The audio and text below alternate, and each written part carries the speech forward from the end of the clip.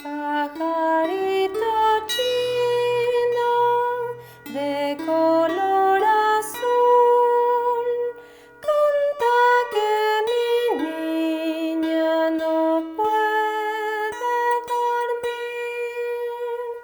Es un gusto saludarles nuevamente. Bienvenidos a Pedagogía Cósmica, un espacio espiritual libre de dogmas institucionales, libre de fanatismo y de intereses políticos.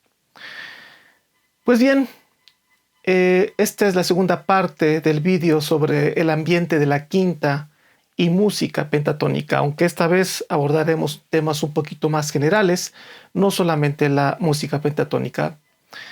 Esta vez charlamos con la maestra Mayra Mendoza, una maestra con más de, más o menos más de 25 años de experiencia como músico en el ambiente Waldorf, pero que además tiene una mirada aguda a la hora de analizar estos temas.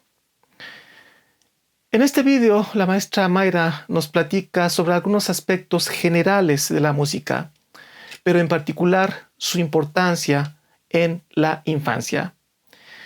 Ella nos regala solamente algunas reflexiones sobre esta temática.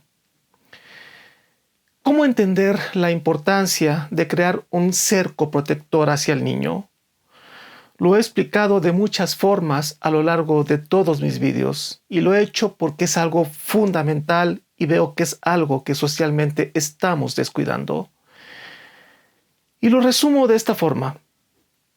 Usted sabe que somos criaturas evolutivas, ¿cierto? Creo que ahí estamos de acuerdo. Luego entonces no somos perfectos. Eso creo que bien lo sabemos también. Y si no somos perfectos, significa que el mal y el error, no solamente son una posibilidad, sino una realidad cotidiana. ¿Qué pasa cuando el mal y el error se vuelcan sobre el niño? ¿Se lo ha preguntado? Pero se ha preguntado algo aún peor. ¿Qué pasa cuando usted deja entrar al interior de su hogar, hasta sus hijos, a ese intruso peligroso disfrazado de corderito? ¿Se lo ha preguntado? Si se nos aparece el maligno, digamos en forma de demonio, pues cerramos las puertas y ventanas y hasta corremos o tomamos la escopeta y le damos algunos tiros. Pero recuerde, el demonio es astuto, por lo que hábilmente jugará con su mente, le engañará y usted pensará que engaña a otros.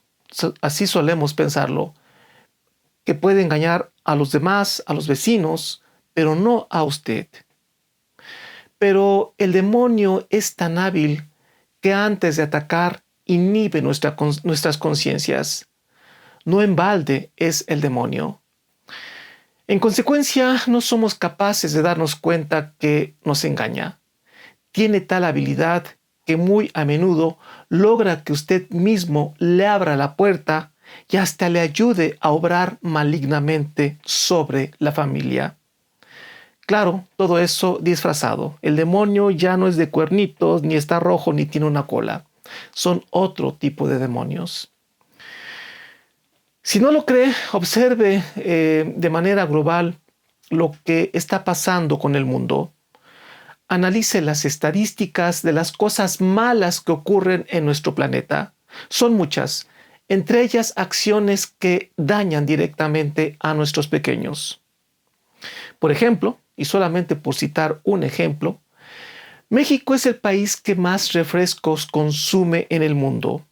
163 litros por persona al año. En comunidades rurales, sobre todo allá del sur de la República Mexicana, 7 de cada 10 niños desayunan con refresco. ¿Se da cuenta cómo el demonio se oculta?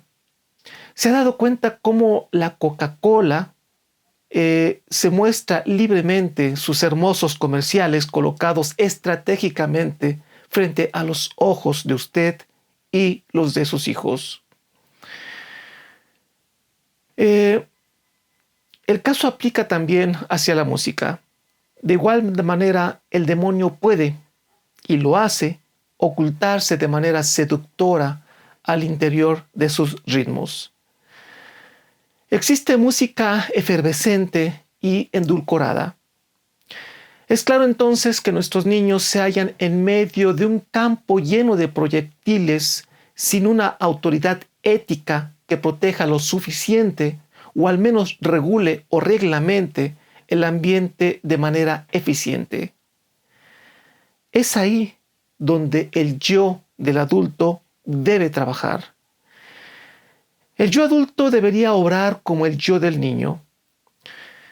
¿Qué pasaría si el planeta Tierra no tuviera esa atmósfera protectora?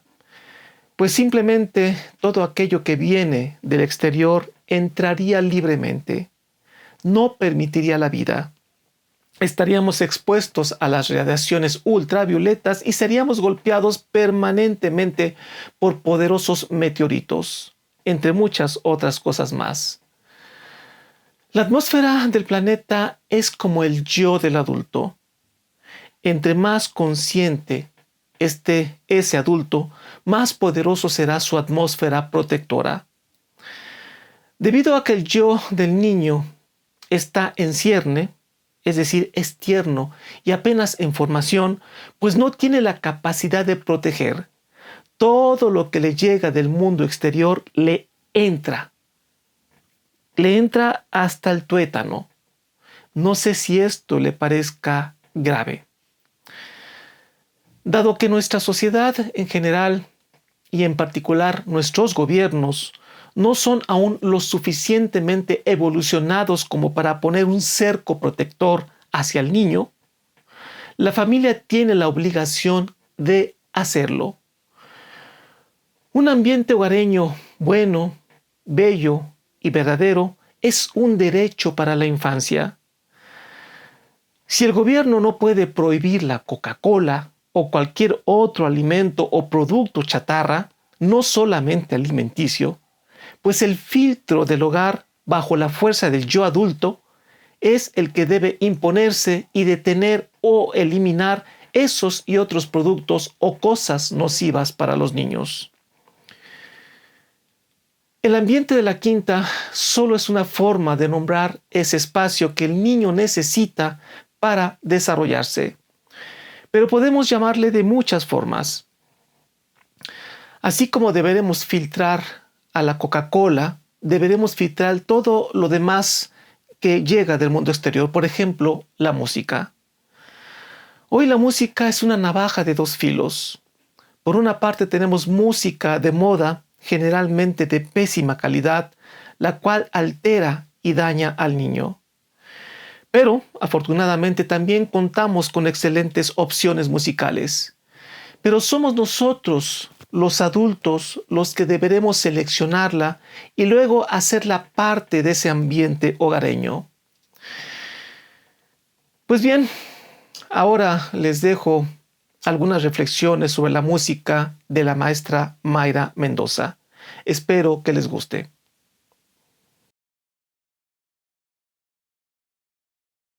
La música pentatónica tiene que ver con la música que se construye, que se hace, que se crea con 5 tonos, con 5 sonidos.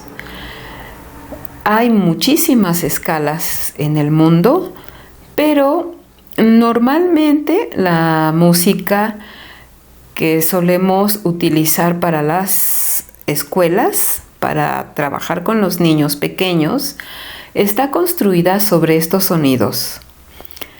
Re, mi, sol, la, si. Ahí canté una escala pentatónica ascendente y la puedo hacer descendente. Si, la, sol, mi, re.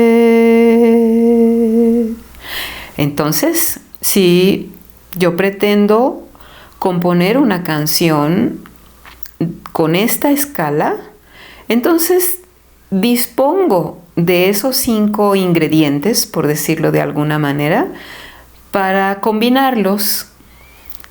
Algunos sonidos más largos, otros más cortos, y con eso hago una canción. Por ejemplo,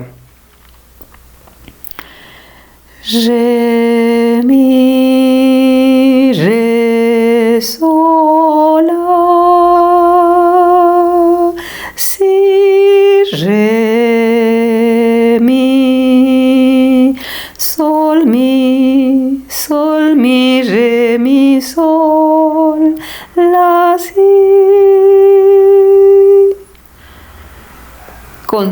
Hice una secuencia con estos 5 sonidos. Y una manera sencilla de componer sería tomar un versito.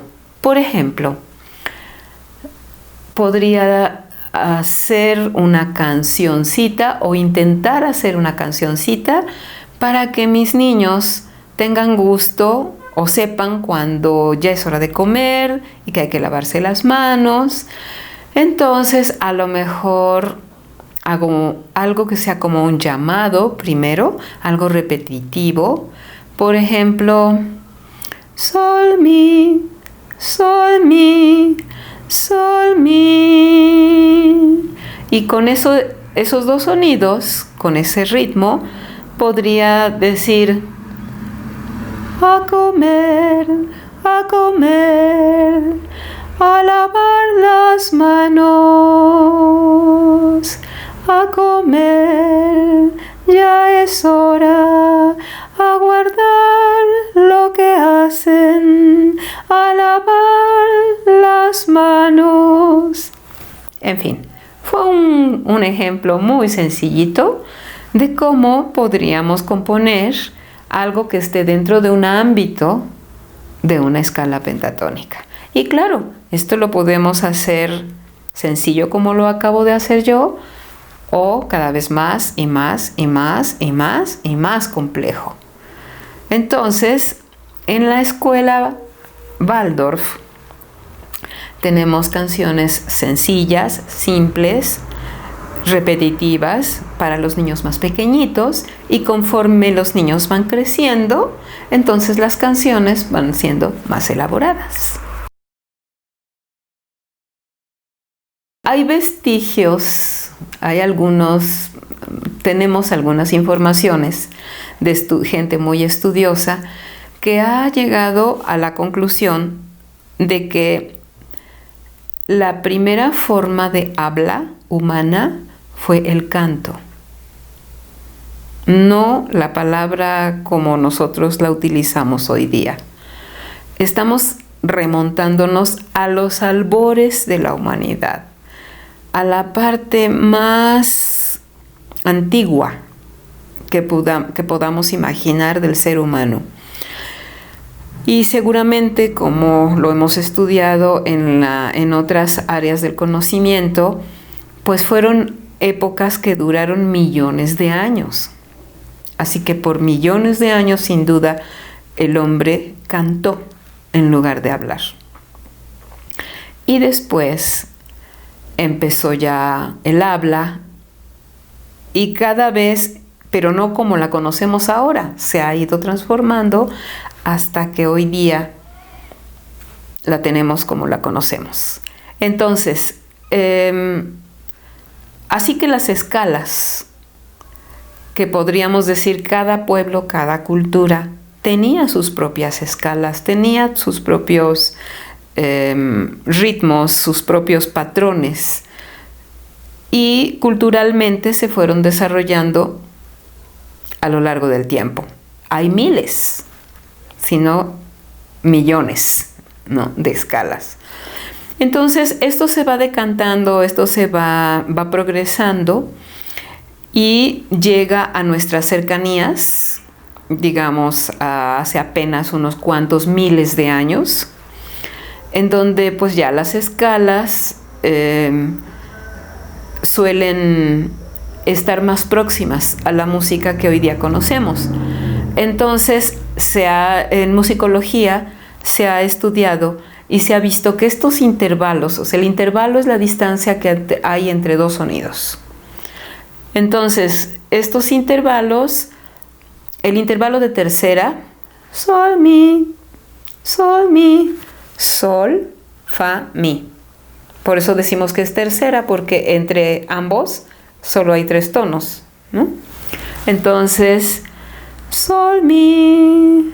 Y se ha visto que ese intervalo es el más utilizado en casi todas las culturas para ser llamados, ¿no? Para Juan, por ejemplo, ¿no? Vendo tamales, compre sus tamales, por decir algo, ¿no? Entonces, los métodos musicales suelen empezar, los modernos métodos musicales suelen empezar por hacer ejercicios y canciones con este primer intervalo. Y así se va haciendo cada vez más complejo, cada vez más complejo.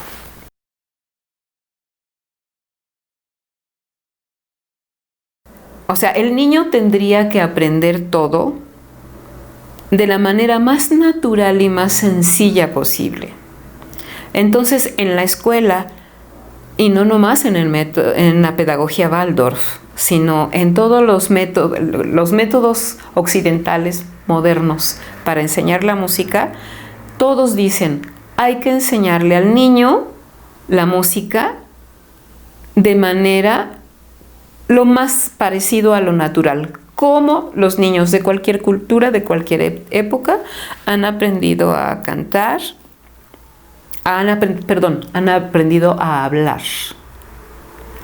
Aprenden a hablar por imitación, porque escuchan a sus padres, que escuchan los fonemas, los sonidos, las palabras del entorno, y así aprenden a hablar. Entonces, igual, así hay que aprender en la escuela todo. Entonces, esto, como te digo, no es algo particular de la pedagogía Waldorf, es algo que todas las pedagogías reconocen. Entonces, esto de alguna manera replica la manera, o sea, es una manera muy empírica, ¿no? Entonces hay que adentrarse a ver qué es el empirismo para poder entender cuál sería la mejor manera, la manera más natural de enseñarle lo que sea a los niños o a cualquier persona.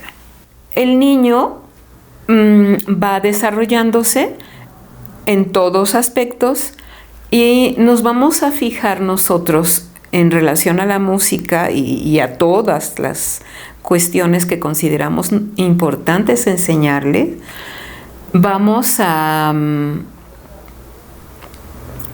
ver de qué manera es más natural y de qué manera está más adecuado con su edad anímica. Entonces, lo que va a ser interesante para una persona de 50 años, quizás no es tan interesante para una persona más joven, ¿no? Y mucho menos entre más joven sea un ser humano, va a haber más diferencias de intereses y de conexiones anímicas. Si el ser humano se liga anímicamente con lo que está aprendiendo y tiene interés con lo que está aprendiendo, entonces lo va a aprender más rápido y mejor. Digamos que entre el nacimiento y los 9 años, de forma gradual, ¿no? O sea, para un bebecito sería más simple, o sea, entre más chico, más simple. Entre más grande, más complejo. Okay. Esa sería, digamos, una regla elemental.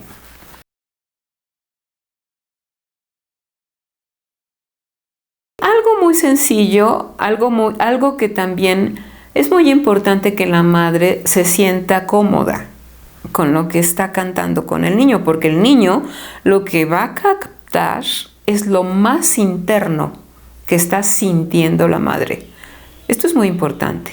Entre más pequeñito sea el niño, es como si se pudiera meter el niño al interior de la madre, de la abuela, de la nana, el tutor, de la persona que lo está cuidando. Entonces, entre más pequeñitos son los niños, más tienen esa capacidad de captar el interior, no lo que queremos, no lo que le estamos diciendo, sino lo que somos. Entonces, si la mamá se siente cómoda cantando duérmete, Juan, duérmete ya, duerme, duerme, duerme. Claro que si la mamá quiere que se duerma, a lo mejor empieza muy rítmico y muy movido, pero tiene que hacer algo que no sea tan despertante. No podría, por ejemplo, voy a poner un ejemplo cubano, ¿no? Que es muy rítmico y es una canción, pues se puede transformar, creo que se podría transformar en una canción de cuna, pero bueno, vamos a ver si no me meto en camisa de 11 varas con este ejemplo, y sobre todo que sea clara para las personas. Esta canción cubana dice: Yunjere Gumala, buena noche, ¿cómo está usted? Yunjere Gumala, buena noche, ¿cómo está usted? Yungere Yumala, buena noche, ¿cómo está usted? Yungere Gumala, buena noche, ¿cómo está usted? Bueno, es un tema cubano, es muy rítmico, pero a lo mejor la mamá cubana no se sabe otra. Solo se sabe, bueno, ¿cómo transforma eso para hacer que el niño, seguramente el instinto maternal le va a hacer, y el instinto maternal y el deseo de que se duerma va a hacer que poco a poco la mamá empiece a cantar más lento y más arrulladoramente? Entonces tal vez llegó la buena noche, ¿cómo está usted? Yungere, la buena noche, ¿cómo está usted? Ella la convirtió en una canción de cuna. Es la misma letra, es la misma canción, pero la intención fue lo importante. ¿Qué quiero? Y además, en la música, en el canto, se resume, es complejísimo. Es una cantidad inmensa de informaciones, de contenidos que van direccionados anímicamente, emocionalmente, ¿no? Entonces al niño lo quiero, lo amo, quiero que descanse, quiero que esté bien, quiero que crezca muy sano. Todo esto está comprimido en la canción, en mi intención, en la forma en que le canto, y no lo puedo engañar. Si estoy con que, híjole, yo ya me tengo que ir a trabajar y este niño no se duerme, entonces, Yunjere Gumala, buena noche, ¿cómo está usted? Le estoy proyectando mi ansiedad. Y el niño no se va a dormir, por supuesto. El niño se va a inquietar y va a llorar. Es lo más probable. Porque él no sabe qué pasa. Le estoy transmitiendo directamente mi ansiedad.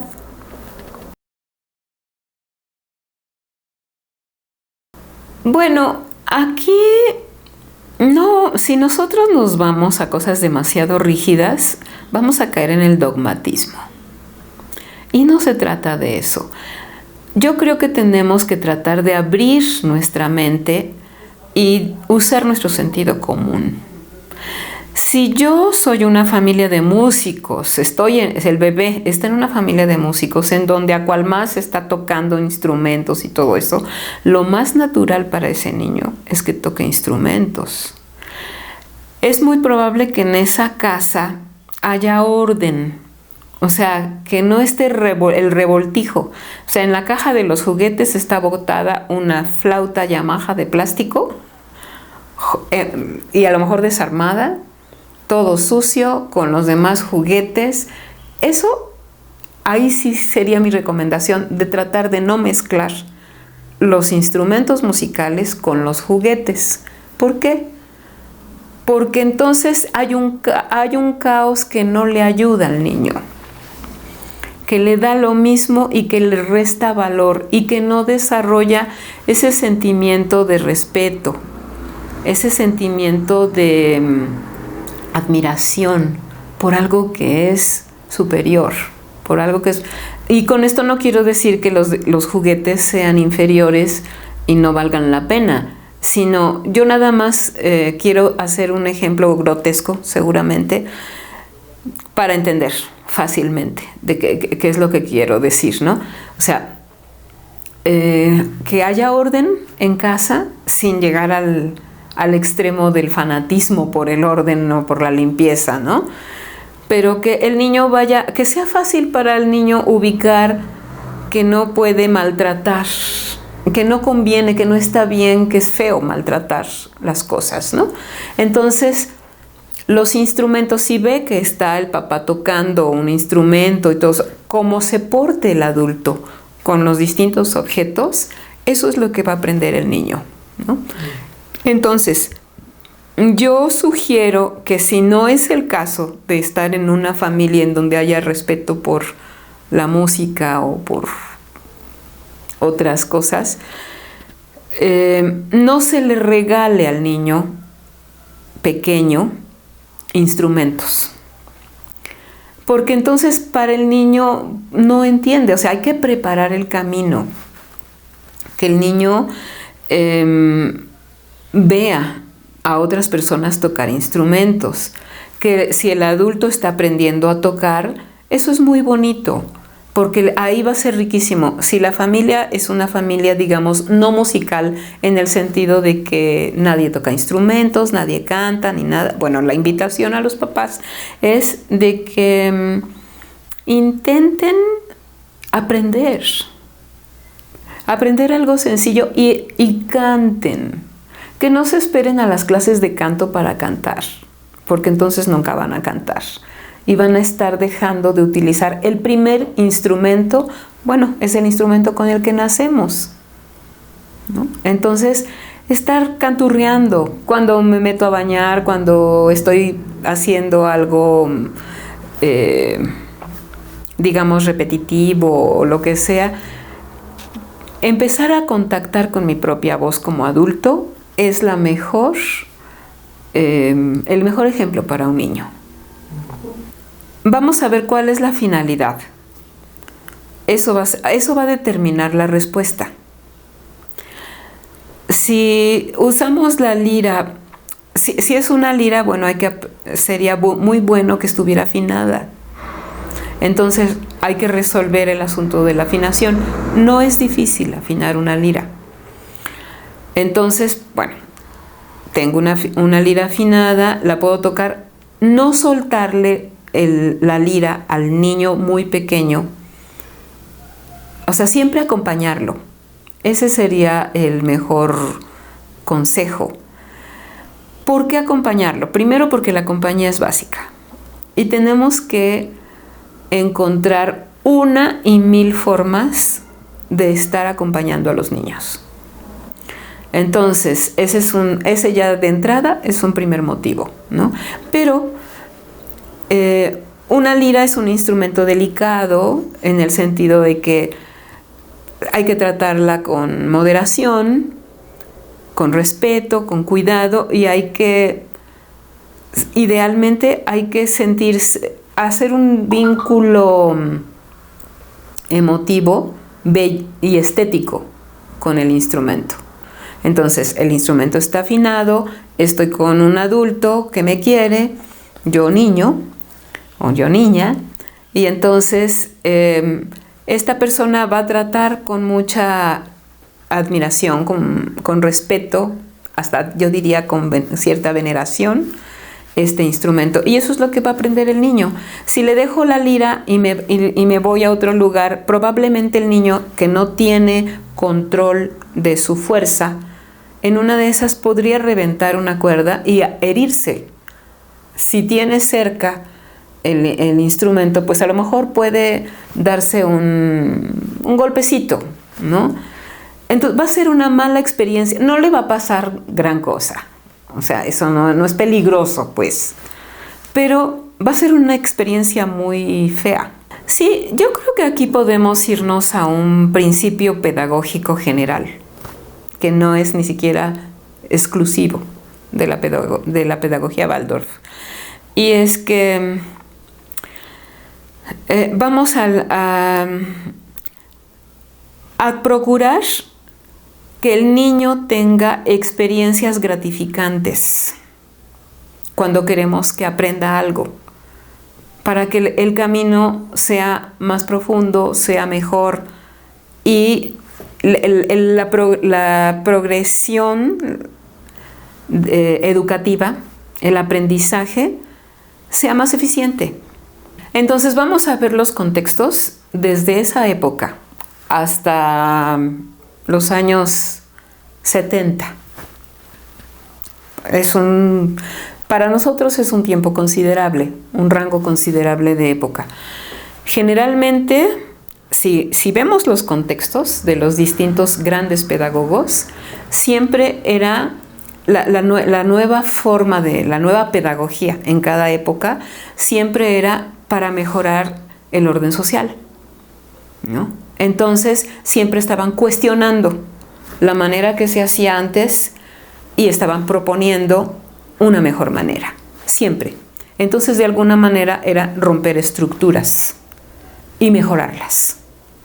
Entonces, a cada país llega en distinto momento. El impulso de Rousseau, el impulso de Froebel, el impulso de Pestalozzi, de los distintos pedagogos, llegan en distinto momento a cada país. ¿Cuándo llegan a México? Este camino pedagógico, cuando llega a México, si bien nos va, en los años 30. Ya había pasado esto desde el Renacimiento hasta acá, pues ya había pasado por distintos países en otro momento. Llega a América, llega a Estados Unidos, Neil, por ejemplo, a Inglaterra, todo esto, llega en momentos en donde hay que ver el contexto histórico. Aquí ya hay guerras mundiales de por medio. La violencia es extrema. Siempre ha habido violencia en la humanidad y siempre ha habido tratar de suavizar o trascender esa violencia. Pero pensemos cuando llega a México, ¿no? A México llega, o a Latinoamérica, ¿no? En cada país en distinto momento, pero ahí tenemos guerras mundiales y situaciones de un extremo de violencia. Entonces es lógico pensar que los métodos pedagógicos también tienen estas mismas reacciones. Entonces Neil y todos estos pedagogos, pues sí, hay que romperlo. Y entonces ahí, si vamos en ese mismo camino, no es por juzgar, esto está mal, esto está bien, ¿no? Podemos ir hasta Jimi Hendrix, ¿no? Que destroza como parte del evento artístico, destroza los instrumentos y es llevar todo al extremo. No nos vamos a poner a juzgar, no se trata de eso. Estamos hablando de educar a un niño. Entonces, en mi opinión, muy personal, y son muy respetables todas las demás, vamos a ayudarle al niño a procesar también sus propios impulsos emocionales. Y me parece que es mejor darle o revisar que sean sanos para su edad la emocionalidad o el aprendizaje de resolver las cuestiones emocionales en cada momento. Entonces, cuando es muy chico el niño, ¿de quién es la responsabilidad? Del adulto, no del niño. Si yo permito que el niño destroce un instrumento, fue mi responsabilidad. Y fui muy irresponsable yo, no solo por el destrozar algo que puede servir para algo muy bello, sino porque le enseñé al niño que eso se puede destrozar y que no pasa nada. Entonces, bueno, es un tema terrible, terriblemente vasto, y no nos alcanzaría todo un curso para adentrarnos en eso, ¿no? Pero quiero decir, sentido común. Sentido común para ver, entonces, yo personalmente no le voy a dar un instrumento a un niño en donde él pueda tener experiencias muy negativas, porque entonces voy a tener que tomar demasiado tiempo para sanar lo que se produjo, ¿no? Esto de quinta viene de la música y de un intervalo de quinta. Entonces puedo cantar ahorita yo varios intervalos como para tener el ejemplo de qué estamos hablando musicalmente. Es da, da, da. El ambiente que se genera dentro de este intervalo, a eso se refiere. Y eso es muy intangible, ¿no? Da, da.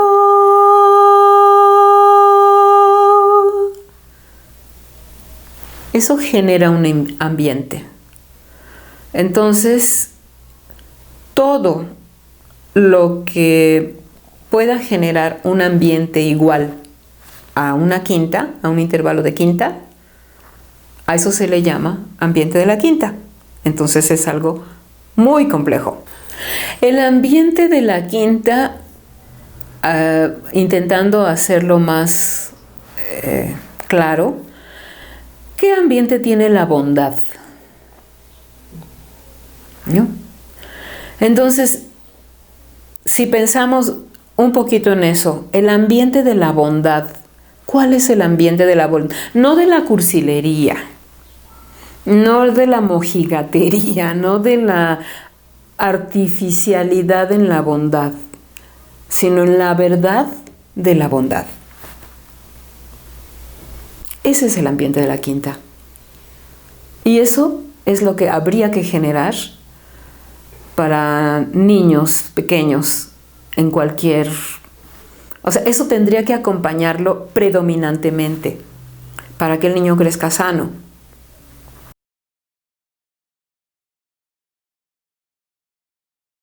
Pues sí. Debería, yo sé que estamos muy lejos. Pues sí, ahora, yo no diría eso. Yo no diría eso porque yo más bien, es que la vida es algo muy amplio.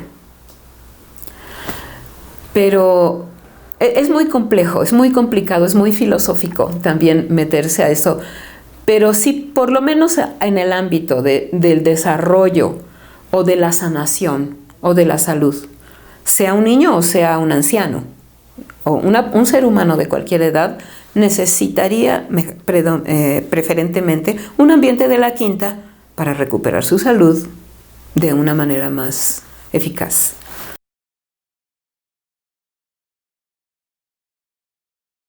Sí, totalmente. No quiere decir que siempre tenga que predominar el ambiente de la quinta, pero si estamos en un plan terapéutico, tendríamos que empezar por ahí. Y depende de la edad que tenga el paciente, habría que ir yendo hacia otros ambientes, hacia los ambientes de otros intervalos. Por ejemplo, para mostrar esto, voy a cantar un intervalo distinto al de la quinta, para que se pueda sentir de lo que estamos hablando. Una quinta es pa, da, da, da. Y eso genera un ambiente. Ahora voy a cantar un ambiente de segunda. Da, da, da, da. O un ambiente de séptima. Da, da, da, da.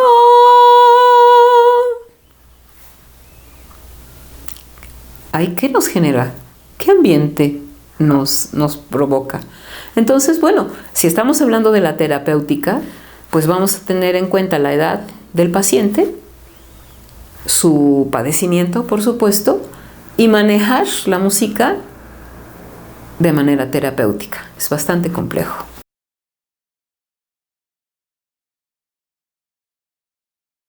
Bueno, si pensamos de una manera simple, de una manera sencilla, y apelamos al sentido común, la voz es lo que todos tenemos de inmediato, a menos que tengamos alguna situación en contra. Pero la voz es lo primero. Entonces, buscar el antídoto. Si en el momento estamos tristes, si estamos enojados, si estamos, cual sea el estado en el que estemos, y buscamos el polar, haciendo sonidos con la voz, canturreando algo o evocando una canción que nos fue particularmente cercana, pues por ahí podemos empezar con nuestra propia voz a generar una autosanación a través de la voz. Si tuvimos contacto con instrumentos, o aunque no hayamos tenido de una manera formal contacto con instrumentos, pero que eso en nuestra historia personal tuvo un buen contacto, pues vayamos al instrumento. Generemos un ambiente con sonidos. Y de ahí, usando el sentido común, hacia adelante, sin inhibiciones, sin pensar que solo es músico el que estudió 20 años en el conservatorio, porque las carreras musicales son las más largas que existen. Bueno, las científicas también, un científico nunca termina de estudiar, ¿verdad? Igual la música, pero no es necesario terminar una carrera para poder empezar a hacer un camino dentro de la música. Y si lo afrontamos simplemente con afrontarlo con actitud, con interés de salud, de obtener salud, ya con eso tenemos 2 ingredientes muy importantes para poder empezar a generar nuestra propia musicoterapia.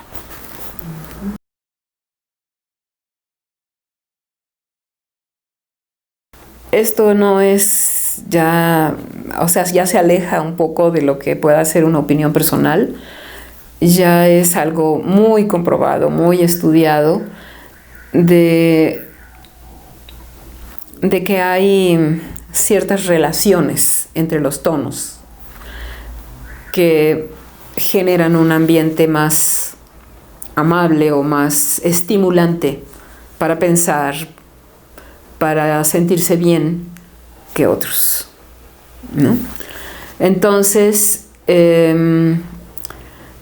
yo soy enemiga de las rigidizaciones y decir, no, solamente música clásica, solamente tal color, este color es malo, este color es bueno. Ese tipo de juicios yo creo que no son sanos, pero yo creo que el indicador que pudiéramos tomar para que esto fuera más es el sentido común y qué necesito en el momento o qué necesita esta persona en este momento para sentirse mejor y por ahí irse guiando. Definitivamente hay estudios que nos dicen la música del período clásico es una música que está hecha con unos parámetros muy específicos que tienen que ver con las mediciones del cuerpo humano, por decir algo. Un cuerpo humano tiene una proporción. La cabeza, el tronco, las extremidades están proporcionados o mal, muy o menos en proporción. Lo mismo la música. Entonces, esta proporción, que se puede hablar de proporción áurea en la pintura, de la proporción, estas relaciones de proporciones es lo que nos van también a ayudar a generar mayor salud o menor salud, y eso entra en el ámbito de la musicoterapia. Entonces, de una manera empírica, nosotros podemos dirigirnos hacia la musicoterapia.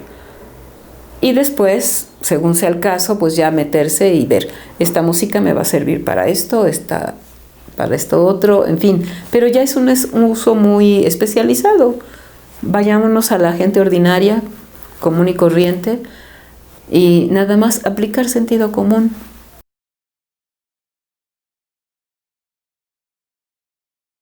Sí, yo creo que lo podemos, para responder a esto, lo podemos responder algo así como, ¿qué es mejor?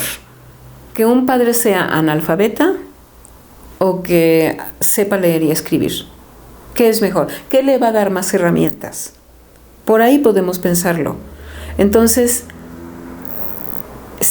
pues creo que la respuesta en general podría ser que aprenda, para que se amplíe sus recursos, ¿no? Lo mismo pasa con la música, pero con la música es básico, porque podemos decir, la música, si ponemos aquí, esto es la música, y esto es todo lo demás que no es música. Son iguales. Puede ser igual. Entonces, si aprendo música, si me desarrollo en la música, estoy abriendo mi rango de recursos y de habilidades de una manera impresionante a que si aprendo otro tipo de cosas. Así a lo mejor suena exagerado, pero así es. Si yo me desarrollo, entre más recursos y desarrollo tenga un ser humano en la música, más recursos va a tener para aplicarlos en lo que quiera. No tiene que dedicarse a ser músico, ¿no? Va a ser un mejor médico, va a ser un mejor obrero, va a ser un mejor lo que sea. Va a ser un mejor ser humano. Va a ser más ser humano. Porque el ser humano no es que nacemos seres humanos y ya nomás por eso somos seres humanos. Nos vamos construyendo con la ayuda de los demás.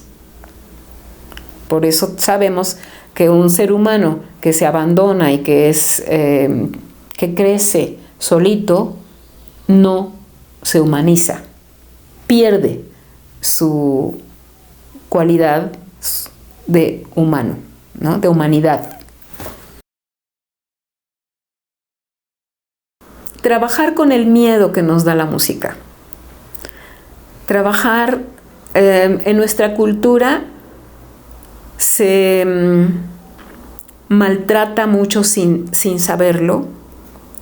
Se maltrata mucho a los demás con cosas muy fuertes, muy profundas. Es muy común que, ay, mijita, tú mejor baila, tú no cantes, el canto no es para ti, ¿no? Tú cantas horrible, mi vida. Y ja, toda la familia se ríe, pero a esa persona le han hecho una herida, como si le hubieran marcado una herida en la mejilla y que lo va a traer el resto de su vida. Así va a traer esa herida. Ah, no, es que aquí somos muy bromistas. Aquí, ay, no te preocupes. Y se burlan de que fulanito canta feo, de que fulanito no tiene ritmo, de que fulanito baila y pisa a todo mundo. Y esas heridas artísticas, por decirles de alguna manera, calan profundo. Entonces hay que tratar primero de no humillar a nadie, nunca, con algo que tiene que ver con su voz, que tiene que ver con su parte estética, porque esa tiene que ver con su parte moral. Entonces esa persona va a crecer de una manera como si amarraran a una persona todo el tiempo y no la dejan ser libre, ¿no? Pero es un crimen terrible, porque además no se ve, no es tangible. Si yo le hago una herida a una persona, es tangible y está claro quién hizo qué. Pero si yo lo hiero diciéndole que su voz es espantosa, que no sirve, que es un bueno para nada y todo esto, ahí el crimen es terrible, es más fuerte. Entonces, tratar de ir siempre a lo positivo, siempre, sí, mijito, y no exagerar tampoco, no caer en la sobreprotección y no caer en el otro extremo, porque acordémonos que los extremos se tocan. Entonces, término medio.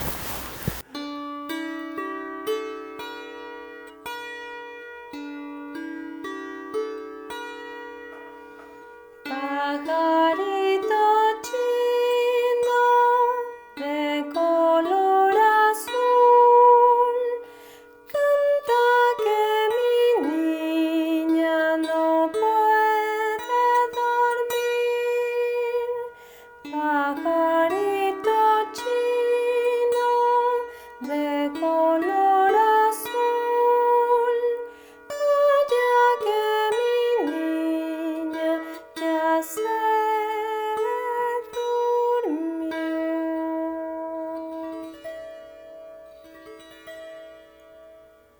Pues bien, solo fueron algunas reflexiones. Ahora quisiera decirles mi concepto de la música desde un punto de vista cósmico-espiritual y por supuesto desde esta visión pedagógica que suelo poner a todos mis vídeos. Nos queda claro que sobre la importancia de que los adultos involucremos a los niños en un ambiente musical que obedezca a las más íntimas necesidades humanas. Creo que en el terreno de la música el ser humano aún tiene que evolucionar mucho, sobre todo porque nuestra música se halla obstruida por nuestros limitados sentidos.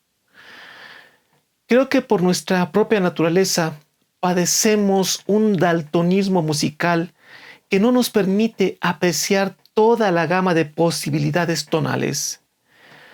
Creo que la música va más allá de una relación puramente matemática. No es posible conocer apreciativamente la música a través de la deducción matemática, aunque la música sea una forma de ritmo matemático. Quizá la música habrá de evolucionar hacia una armonía celestial a través de la manipulación de fuerzas espirituales. Así como existen sonidos materiales, como los que se produce cuando, hacemos vibrar, por ejemplo, una cuerda de una lira, de la misma forma existen sonidos espirituales que van más allá de vibraciones materiales medibles científicamente. Creamos música en la medida que unificamos contrastes en los sonidos. La música no es una sola nota, sino que interrumpimos y variamos y lo hacemos de manera armoniosa, entonces se produce una melodía que logramos reconocer como bella o como fea. Así la interrupción de la energía espiritual produce música celestial. Pero, ¿qué pasa si a esto añadimos la manipulación de luz espiritual? Luego añadimos sinfonías de color o melodías de pensamiento. Creo que el resultado sería una música de gran valor. La música nos produce una reacción porque la reconocemos, pero el ser humano solo reconoce hasta donde puede con sus sentidos, unos sentidos bastante limitados. No tengo duda que debemos desarrollar una capacidad suprasensible para la música, pero dentro de un cuerpo material, por ahora no nos es posible hacerlo. Estamos muy limitados. La energía espiritual que produce música es tan rica en los canales de transmisión que no existe oído humano capaz de captar toda su riqueza. De acuerdo al Libro Azul, el ser humano más sensible hacia la música apenas capta un 20% de la armonía musical celestial. Para que quede claro la diferencia, es como, voy a poner un ejemplo, Es como si en una sala hubiese un concierto de música clásica. Y entre el público imagínense que hubiese ángeles y seres humanos. Bueno, pues haga de cuenta que los ángeles escuchan con perfecta nitidez, digamos, los violines, las flautas, trombones, las violas, ¿qué más? Los chelos, los tambores, los clarinetes, etc. Todos los instrumentos. Simplemente los ángeles pueden escuchar claramente todos los instrumentos. Y los oídos humanos, en ese mismo concierto, solamente escucharían un solo instrumento, digamos, el tambor. Esa es la diferencia entre la capacidad de poder escuchar esas melodías espirituales con la capacidad espiritual y comparado con la limitada capacidad humana. Imaginen un concierto donde solo suena un instrumento. La riqueza de toda una orquesta no puede fluir en un solo instrumento. De las artes, no tengo duda que es la música la más cercana a las realidades espirituales. La música puede cambiar el curso de una civilización.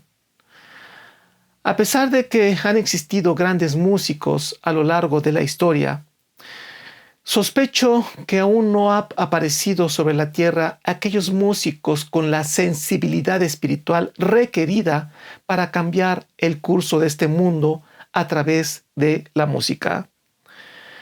Creo que no ha llegado aún el Jesucristo de la música.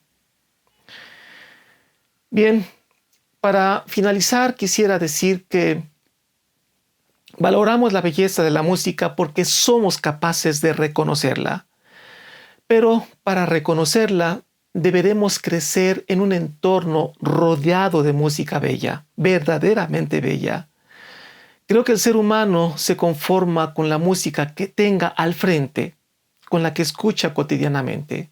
Si a un niño le ponemos X o Y música, y no menciono ningún nombre para no herir susceptibilidades, pero digamos, si a un niño le ponemos cierto tipo de música, esa es la que aprenderá a reconocer como bella.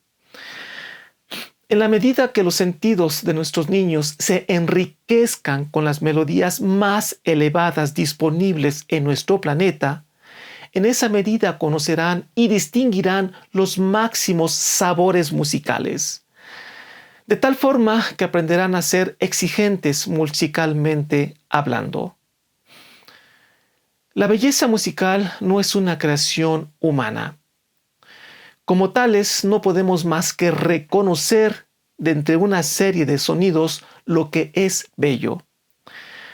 El ser humano no crea valores como el de la belleza, pero sí tenemos la opción de reconocer un valor cuando estamos frente a él. Una pieza musical es bella porque sus contrastes inherentes se ajustan a patrones universalmente de belleza espiritual. La importancia de que busquemos un ambiente musical adecuado para el niño radica en que en la medida que un niño aprecia la verdadera belleza musical, en esa medida reconoce que mora dentro de nosotros una singularidad preexistente y eterna. No sé si capta esta parte. Cuando apreciamos que algo es bello, tocamos con la yema del dedo un poder superior.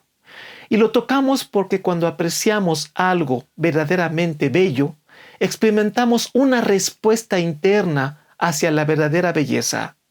Es decir, una chispa divina interna no reacciona hacia lo no bello, sino hacia lo bello. Por lo tanto, experimentamos a Dios en la medida que a través de nuestros sentidos dejamos fluir belleza hacia adentro de nosotros. De ahí la importancia de la educación musical. De ahí la importancia de los verdaderos músicos cuando enseñan justamente esta materia a los niños. Los atributos reconocibles de la deidad por nosotros, los seres humanos, son la bondad, la belleza y la verdad. Y la verdadera música debe tener estos tres atributos, ya que en esa medida ejercitamos la capacidad de reconocer que dentro del caos existen contrastes que pueden unificarse mediante la comunión entre creador y criatura. Cuando creamos verdadera belleza, nuestra chispa divina reacciona debido a que estamos creando una realidad cósmica. La espiritualidad no reacciona a lo que no es real simplemente porque lo que no es real no existe cósmicamente. La verdadera música debe poseer sustancia cósmica. Cuando creamos belleza musical, estamos haciendo que la chispa divina prepersonal adquiera expresión de personalidad mediante nuestro libre albedrío. Vaya cosa. Y cualquier ser finito que se vuelva el vehículo de esa chispa divina se fusionará con la eternidad y con el infinito. La verdadera música, tarde o temprano, hará de 2, 1. Esto es una invitación a la reflexión. Soy el profesor Javier Posada y que la luz de la verdad ilumine su camino. Hasta la próxima.